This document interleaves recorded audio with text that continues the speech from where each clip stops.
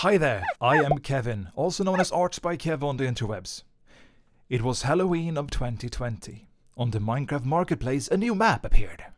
It was the Haunted Mansion Battle by Mythicus Studios. Now, I know these guys very well, cause I happen to be one of the main members. And for this particular quite spooky map, I had the honor to work on several of the components for the game. I worked on all of the models, the animations, the world textures that you see around you, and also several of the sound effects. Except the awesome great main track, which you can hear over at the Mythicus channel here on YouTube. It was made by a good friend of mine called John. But how then is it possible, even for an experienced animator like myself, to take all of these models, build them, design the setup for them, animate them, and also produce sound effects for them within just 1 week and a half? Well, in this series, we're going to try to break down some of the models. I'm literally going to open them up in Blockbench and show you the entire setup. So if you're ready for today's video, we're going to take a look at loved by many and hated by even more. The Armored Skeleton is the epiphany of what the Halloween Battle Mansion was all about. This was a mob that we tried to more or less put into the game in order to stop the player from feeling too cocky, from feeling too powerful. We introduced a mob that, for some reason, compared to all of the other mobs, negated how the bedrock mechanics of combat works, in order to provide the player with a bit of a thinker, in order for the player to work the room slightly different. Because till the point of when these guys show up in the map, you are essentially just wailing freely. But when they do show up, wailing freely is going to cause yourself more harm than it's going to cause you good. Because these guys, whenever you attack them, they had a full chance to always parry your attack and spells. And when they did, they also had a chance to disarm you. Now, if you're holding a strong weapon and you're suddenly disarmed, you're not that strong anymore. Of course, it was just for a brief period of time, but these guys has caused a lot of problems for several players in the Haunted Mansion Battle map.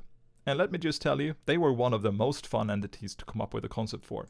Because we've come to the point at Arena 3 where we felt we need to introduce something new that the player haven't seen before, that they haven't had to encounter before, and that would force them to think differently about how they approach the game. And from that point on, we made sure that there was at least a few armored skeletons on each and every arena, just because they broke up the gameplay. So, when you faced one of the armored skeletons in combat, they would slowly walk towards you. We didn't want these mobs to feel like a super big threat, but we also wanted them to feel like a constant threat. Whenever there's an armored skeleton in a room, you know it's gonna get to you at some point. It's just slowly making its way over. And this, for many players, made them feel not that super intimidating. It was just a slow tank. Obviously a tank in a game would move slowly because it's the big armored guy. But then I decided to do a slight different approach to how they would work. So when you were close enough for them to attack, indeed they would, and this was one of the chances for the player to actually strike back. Because when you were in proximity, the attack would encounter. He would toss a jab at you with his sword. But one of the most important part about this attack is that, as you can see, he lifts his shield aside in order to slap the sword forward. This is something we wanted to play around with a fair bit, visually telling the player when they had an opening. So whenever the guy was moving his shield aside, moves the shield aside, for all of these 3 frames, or till here, you cannot take damage. The damage was dealt at this point in the attack animation. So for 4 frames, you had a good chance to get your sword in and move back. That is essentially how we decided to approach the jab attack. So in the jab, you could get a good chance of solid damage hit if you wanted to. Because you could essentially hit him for all of the duration till the shield was back. So that is 0.7 seconds of free whale. Not sure how many attacks you can get in there, but yeah, you had a good chance if you wanted to. And on the other hand there was the parry. If the player was cocky enough and just kept slamming, well, indeed, you would get parried. And he would make sure that you couldn't get your attacks through. But one thing that I thought that could make these mobs slightly more interesting, but also more infuriating for some people, especially if you have a lot of mobs around you and you feel like you're being chased, was to give them a way to gap close the player. And this gap closer was initially just supposed to be a sprint, so they could go back into their feature, hold the shield in front of them, until our developer said, wait a second, let's make it so that they don't just sprint, but they also attack you at the end of the sprint, because that is going to deal more damage and be more punchy. So you have to kind of calculate for it and be aware of when they're sprinting. So when I was working on what we call the charge animation, one super important part, an aspect of that, as you can see, was to try to figure out how to make sure that the player would know that this occurred. Because of course you can see it, but let's say you don't have the guy in vision. I gave it a solid sound effect. And we made sure to increase this sound quite a fair bit. Whenever you heard, you would know now something is sprinting across the room coming to get me. And very well, at the end of the charge, he would toss a finisher. So coming from the charge animation into the finisher, there is a stab forward. And if you were unlucky to be in front of him, he dealt quite a fair bit of damage. This was a way to make sure that the players were constantly on the move. But if you have played the map, you also know that we introduced minions, helpers, small witches that would help you out and be super friendly and just literally damage every mob and just go wail at them. Well, one way to force you to think differently with those as well was to make it so that they fled whenever an armored skeleton show up. Yeah, they would attack any other mob, but the armored skeletons were their big enemies. They would flee from them. If one came too close, the witches wouldn't do nothing. And then at the end, if you got all of your attacks in, well, good luck. You've just defeated the armored skeleton. He would drop his head, and then his body would follow. Now, you may ask yourself, why did I decide to put a scale down on the animation when it died? Like, why would I scale these down into nothing? There is a solid reason for that, and that has to do with load and optimization.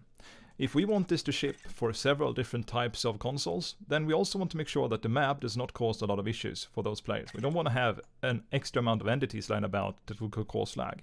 Then of course, having several skeleton bodies just lying about the map and dead tree stumps and whatnot would be super cool, but as a way to hinder that from becoming an issue, we decided to scale down every mob and then instantly delete their entity afterwards. Simply because it doesn't look so good if this stands here and then plop, gone. We wanted to make it visually pleasing, kind of make up for the fact that the mobs were disappearing, so that the gameplay felt more smooth overall. This is just a small tweak. For me as an animator, I try to think of all of these things by default when I'm working on something. Some people might consider it to be a polish. For me, it's more so just how I would normally approach working with something. So yeah, he has his death.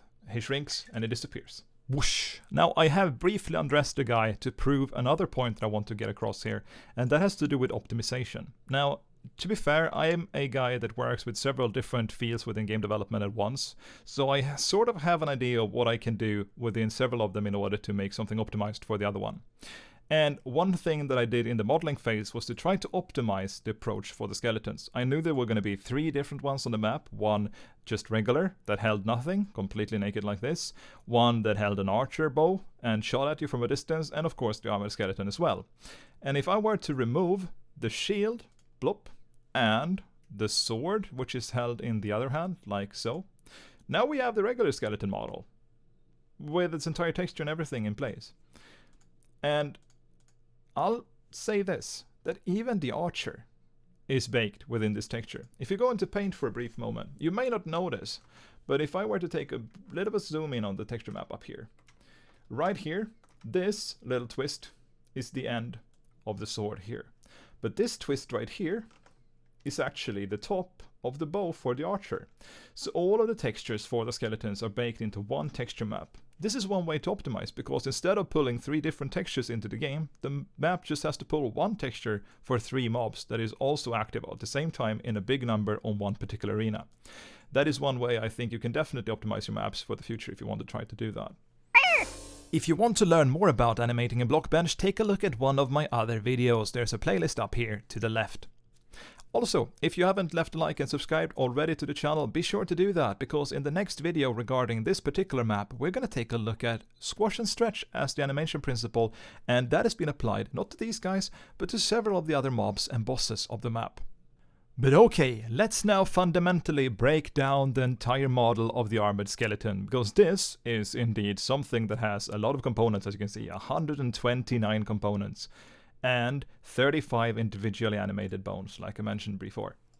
So, at the core of it, I always have a root bone. The root bone is located, if you look at the pivot, at the very bottom center of the model. What this root bone allows us to do is that when we have the entity, we have a bone that is linked to that entity that allows us to more or less move the entire model up and down or whatever we want but still sticking to the actual entity location. So the entity may be located here, but I could move the model all the way over here and the entity would still be here. The hitbox would still be here and so forth.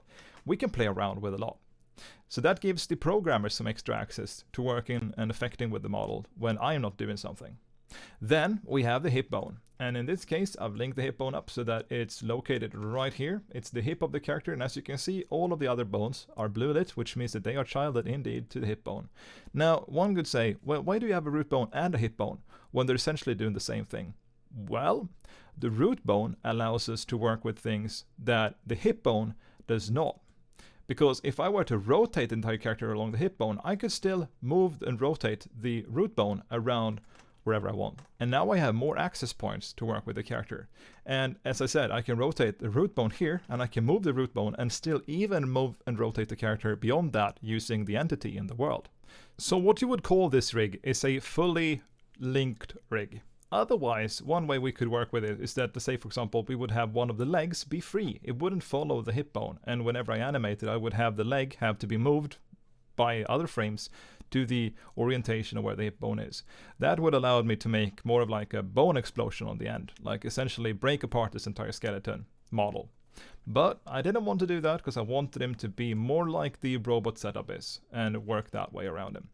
On the end of the hip, we have a lower spine segment, and the lower spine is of course the little bit of an area here. I didn't bend it backwards, and I left the texture like that because I wanted it to be locked, as you can see here on the pivot, at the back, because that would always rotate forward. I knew that I didn't want the skeletons to ever sort of break up backwards with their spines. I always wanted them to sort of lean a bit forward with the entire weight of their body. I mean, they don't really have muscle mass. Would it make sense for them to look forward? Okay.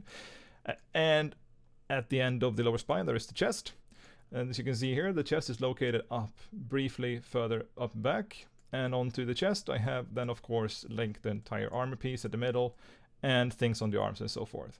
And if you go to the right arm, you can see here that I've applied the armor.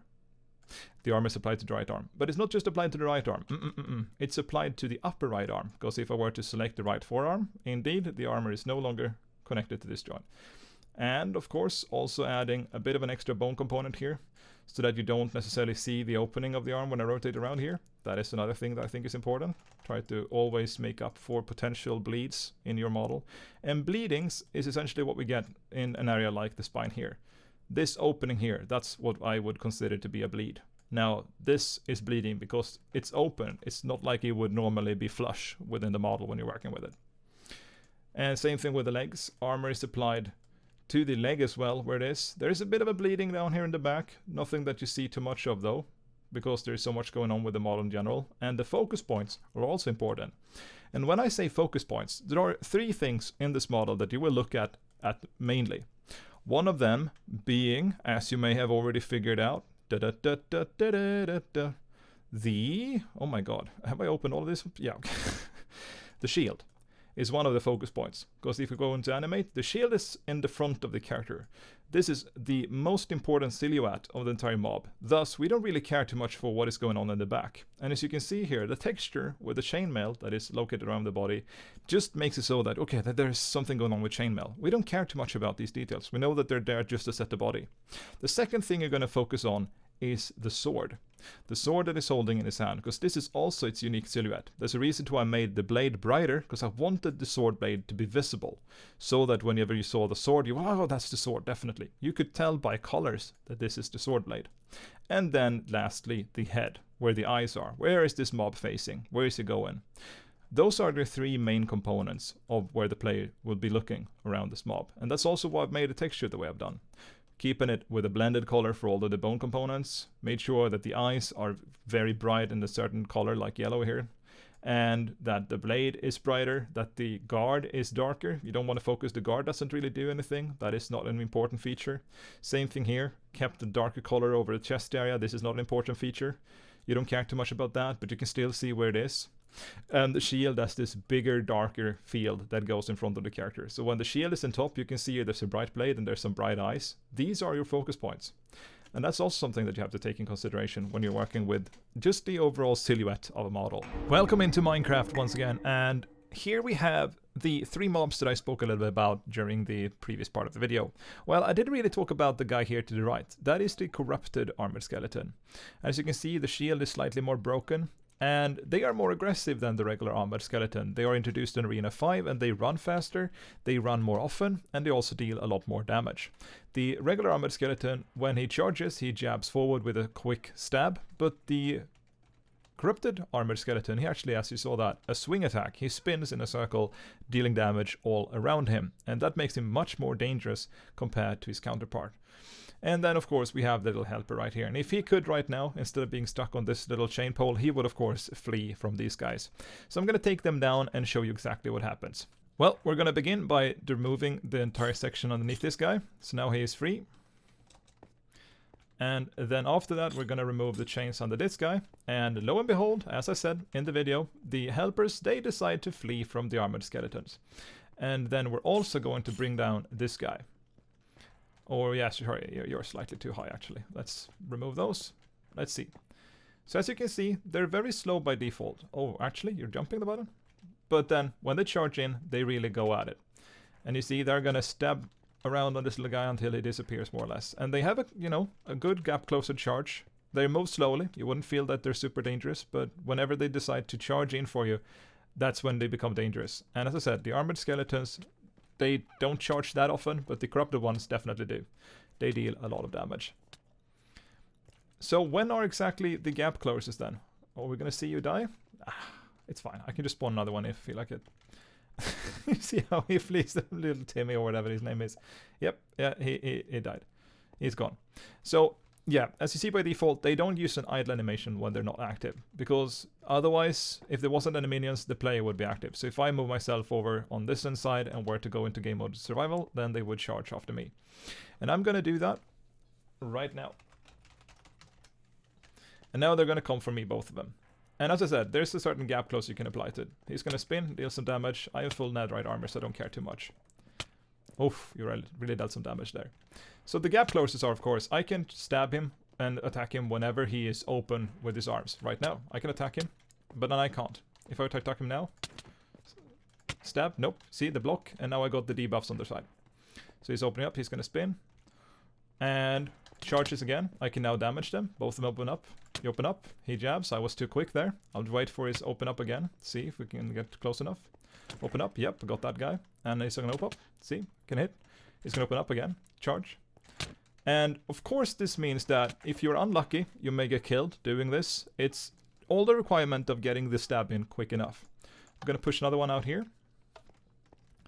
Now if I move back, there is a high probability for them to charge you if you're further back.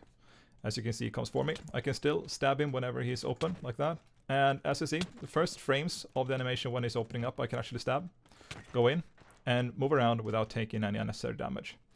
But the corrupted skeleton is, of course, a slight different story. They are quicker, they charge more often, and they also do the spin.